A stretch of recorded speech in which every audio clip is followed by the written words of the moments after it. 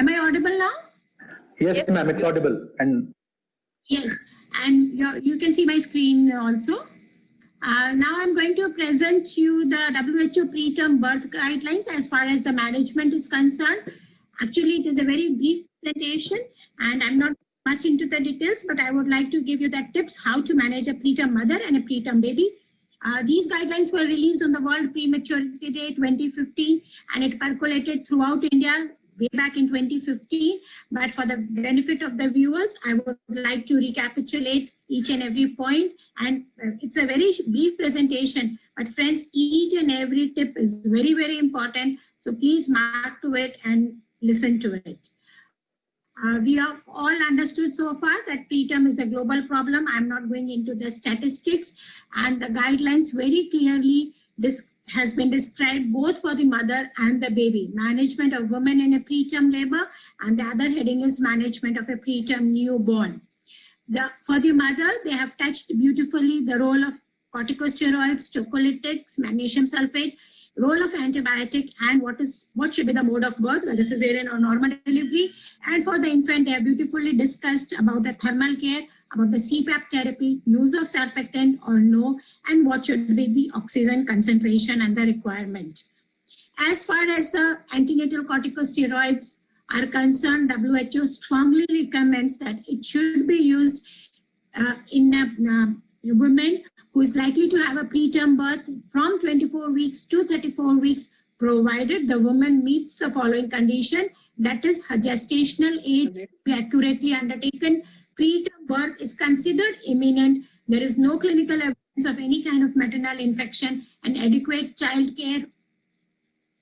childbirth care is available. As far as tocolytics are concerned, it's a conditional recommendation and they do not recommend use of tocolytics. Tocolytics are only to be used for 48 hours when we want to buy time for the steroids to act or we want to transfer the baby in utero. As far as magnesium sulfate is concerned, to protect the baby from cerebral palsy, they strongly recommend that magnesium sulfate should be used before 32 weeks of gestation to prevent cerebral palsy in these patients. As far as antibiotics are concerned, everybody does on their own, but WHO strongly recommends that antibiotics to be used if there is a preterm rupture of membranes, but antibiotics not to be used with intact amniotic membranes and if there are no clinical signs of infection. Cesarean section itself is not an indication for any preterm delivery. Cesarean section is to be done for any other obstetric condition. So it is a conditional recommendation. As far as the newborn is concerned, all babies less than 2 grams who are clinically stable should be offered kangaroo mother care. And where kangaroo mother care cannot be offered in babies who are less than 2 kg and are unstable, so they should be kept under radiant warmers or in cubitus as the case may be. CPAP therapy is only to be used when the baby has respiratory distress syndrome, and surfactant replacement therapy is a conditional recommendation. It is to be used only when the baby needs intubation and ventilation for respiratory distress syndrome. As far as oxygen supplementation and concentration is concerned, they recommend, and it's a strong recommendation, that you should start only with 30% of oxygen or air rather than 100% oxygen for ventilation of the babies born before 32 weeks. And you should progressively increase the concentration of the oxygen provided the heart rate is still less than 60 beats per minute after 30 seconds of adequate ventilation with 30% oxygen of air. And these are the references, and thank you all very much. Since it's a big topic in itself, we can go on and on talking about corticosteroids and magnesium sulfate and antibiotics, but I just wanted to highlight the tips. We all know about the doses and everything, but we should know when to use it and when not to use it. Thank you. Dr. Jyoti, stop sharing your presentation. Yes.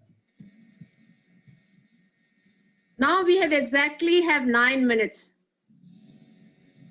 I could see there were very few questions had been there about the kangaroo treatment. Dr. Jyoti has very highlighted. The second part of her presentation each and every line is important. You're already doing it. She's re-emphasizing it. There's something, the antibiotics which are you're using it. She's made it very clear. What are the recommendations? So I think, one should be very clear on the steroids. One should be very clear on the neuroprotective effect of Maxell therapy. Maxell therapy is very easy. You give a 4-gram loaded dose and thereafter 1 gram per hour has to be given. It has to be given only for 24 hours. If there's no imminent delivery, you don't continue. Now, again, if she gets into preterm labor, you can repeat this particular thing again. These are proven effectiveness as far as the steroids are concerned and Maxell therapy is concerned. She has very, very clearly highlighted the role of antibiotics and the cesarean section. Preterm delivery per se does not qualify that you should do cesarean section. You have to watch out what facilities are available with you. So in case if you need to be transferred when initial steroids are given, that is the time that you should transfer. You will do a lot good to the mother as well as to the baby if you transfer the baby in utero and not after that in the incubator. So I think, she has highlighted everything. We can have a discussion on this on other platform, but I think, I will like Dr. Pranjali Sharma to make comment, and I will ask Mr. Shashwat Jani to make comments. I think, if there are any probing things, we can take a question. Dr. Sharma. There's one question which has been asked twice. That is for Dr. Jyoti Madam. And that question is, and where would you like, exact which time you would like to, for as a preventive measure, which time you would like to start the progesterone therapy, vaginal? Time of starting though. So that is one question by Payal Hega. If there is a history of a previous preterm labor, we start usually from 14 to 16 weeks of gestation. 14 to 15, yes. And another question? See, the question and it should be continued. Intervention has to start 4 to 6 weeks earlier if there's a history. Depends upon the past history, and it should be continued till 36, 37 weeks. Another question, which is a bit practical question, is what to do with the rash and itching after that the tablet is dissolved in the vagina. Is there any remedy for that? This again is a question by Dr. Rita Malik. Sometimes one particular brand may be quite itchy. There are so many brands of vaginal progesterone available. She can go for some another one. And Dr. Manjunath asked that doing exercises, will it lead to preterm labor if in case there is a history? So should exercises or walking be avoided? See, as far as the literature goes, they don't advocate bed rest at all, and they allow that patient can do their daily day-to-day activities, as well as if she is working, she can go to the office also. So as far as the exercise is concerned, it depends upon what kind of exercise she wants to know, but she can very well do her household activities as well as her office work. This is very, actually, this is not advocated. This Let me be very frank with you, is that whether Dr. Jyoti says you be ambulatory, but she will do on her own. She doesn't want the story to be repeated. So it is always good that we don't want you to lie down all the time. You can do your own activities wherever you can help. But anytime you have a little pain, menstrual kind of pain, please, you got to lie down. She will lie down in any way, whatever you may say. True. Comfortable to her. Because nowadays there is this combination of patient where the patient is gestational diabetes, where she's supposed to walk for 45 minutes, along with history of some preterm labor. These combinations are like they're with advancing age of the patient. This is so this crisp message is necessary whenever she herself has to judge herself that if she's experiencing the pain, she should go and lie down on the cot. Yes, true. She has to be made aware that what are the symptoms of imminent preterm labor. She must know. She must know, yes. And she knows the best. She doesn't lie down. Her mother-in-law will ask her to lie down all the time. Yeah. Doctor साहब good doctor वही है जो कि उसकी mother in law की बात में बात मिलाता है, हाँ में हाँ मिलाता है. True. So there will be peace of the house. So I think we have done with questions. No, one more question is there, ma'am. I think Which it's in Twin pregnancy, whether it is in case of that, whether hydroxyprogesterone or the progesterone gels are recommended if you have That madam has answered it already. Injectable versus vaginal. Yeah. For multiple Yeah. gestation, it is better to use a vaginal preparation.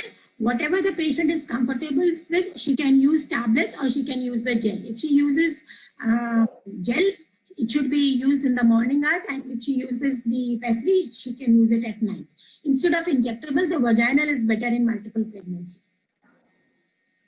Will the progesterone tablets, vaginally or orally or injectable, can lead to the virilization? Is one of the question. Yeah, theoretically, yes, but there are studies in literature which have followed up these female patients and they don't see any virilization. Yes.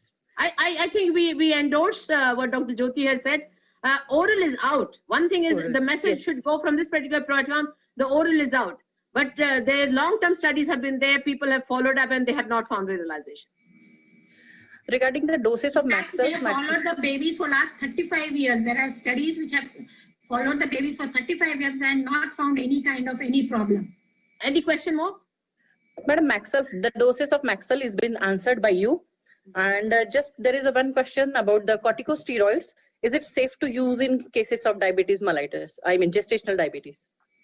See, Whenever we are expecting is in a high-risk situation, in a high-risk situation where any time this particular patient of gestational diabetes can develop PET and you may require to need to terminate a pregnancy, I, as a policy matter, give them this dose of corticosteroids at 30 weeks, if everything is going on well.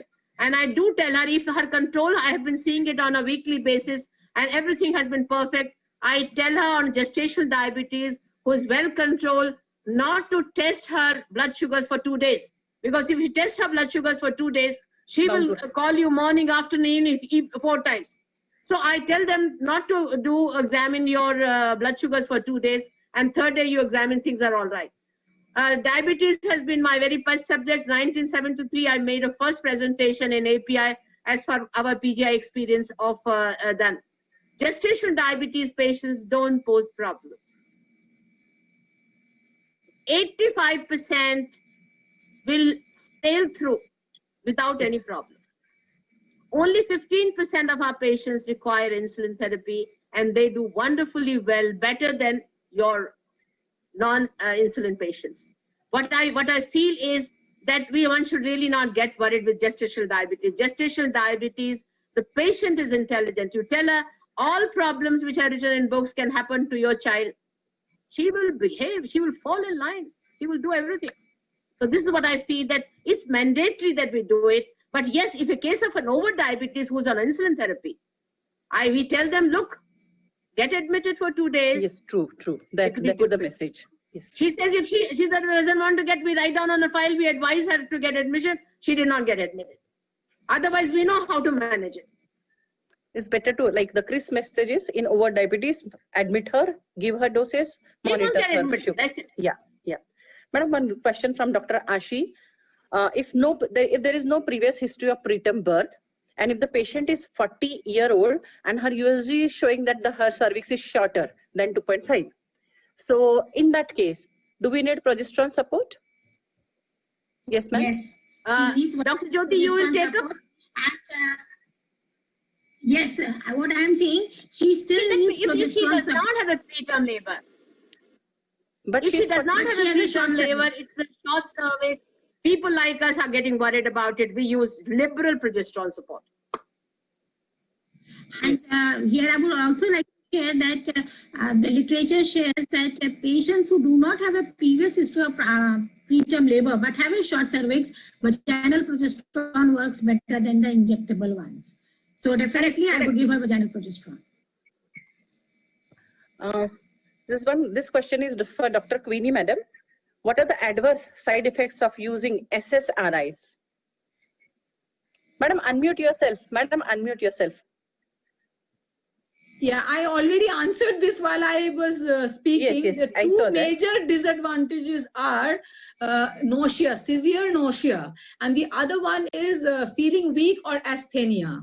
And it is said that as far as nausea is concerned, 1 in 7 women who take SSRIs are having nausea, and 1 in 9 women who are taking SSRIs are suffering from asthenia. So Here I wish to tell, जब भी आपको इन drugs को लेने की जरूरत आ जाएगी, please take in loop your psychiatrist. Yes, And it ma'am. should be managed. Yes, ma'am. So I have mentioned that at the beginning, right? That when you it is mentioned time coming and to that, when it is coming to that level, we might as well initially involve a psychiatrist and treat the patient. It is already mentioned holistic, that a multidisciplinary approach. So in this case, we will need. Yes, ma'am. It is 5:32. We take a big call. It has been absolutely big pleasure to moderate this CME, and I'm really thankful to Dr. Alpesh Gandhi and their coordinators, Foxy coordinators, Dr. Pranjal Sharma and Dr. Jani. I think, and I will be failing on the behalf of everybody who's listening. You had a treat, academic treat this afternoon and the evening by Dr. Jyoti Agarwal and Dr. Queen Aditya. I'm looking forward for longer association with you if I'm alive. Ma'am, please don't say so. We need you. We need Thank you you so for much. Thank you so several much. years now. Thank you very much. And at the end, I'm thankful to Mr. Santosh for coordinating. Thank you so much, ma'am. And Madam Sharma, I will have a better association in a long time. Right? Yes, ma'am. Thank you. I'm enriched. I'm enriched, madam. Thank you, madam. May you live longest on this earth, madam, so that many hands can be created who will be having wisefulness like you, madam. Thank you very much, madam. Thank you so much. And Thank you very much. thank you, madam. On behalf of Foxy, Dr. Jani Shashwat, on behalf of Foxy, I thank you, Dr. Sharda Jain, madam, Dr. Jyoti Agarwal, madam. Yes, you enriched again on the subject of the preterm so beautifully with giving all the practical tips along with the WHO guidelines. That was total coverage of the topics. And Dr. Yes, ma'am. Doctor, these two slides will be shared on the slide share today itself. And Yes. secondly, is they are recording it. It can be very much shared to everyone. Yes, Yes, sure, ma'am. ma'am. I have recorded it. Yes, ma'am. And thank you, Dr. Queen Aditya, madam, for a topic which is like, I am very sure you had a tough time in researching all the facts and collecting it, because it's not a Yes. very routine obstetric practice topic, but Yes. like dealing with deliveries and then coming to and collecting data over this is very, it might have very tough job, which you did so wonderfully. Thank you, madam. And this is the vision of our Captain President Dr. Alpesh Gandhi sir, and similarly intellectual person Dr. Jaideep Tang, who has sailed us beautifully through this tough time by utilizing this opportunity to enrich us on the academic grounds also. Thank you, Dr. Santosh, and thank you, Human Biological. Thank you very much. Thank you so much, ma'am. It was a really academic treat today. Yes, it was indeed. Looking forward to many. Thank you. Thank you. Thank you.